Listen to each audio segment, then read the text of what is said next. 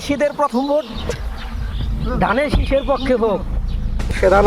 মুর্শেদ আলম, আনোয়ার ভাই, মোহাম্মদ শরীফুল ইসলাম।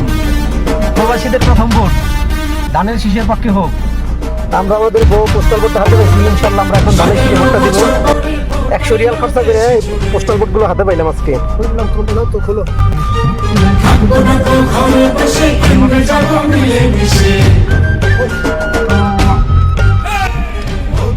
এটাই আমার প্রথম ভোট প্রবাস থেকে।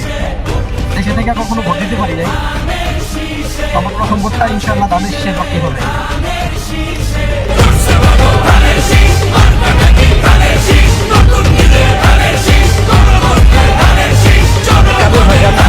একটু পেপারটা নেওয়ার জন্য গাড়ির ভিতরে ভোটটা দিতেছি। বাসায় যেতে পারলাম না, কারণ বাসায় এখন কাজের টাইম, ডিউটির টাইম। এখন তো বাসায় যাওয়ার সময় না।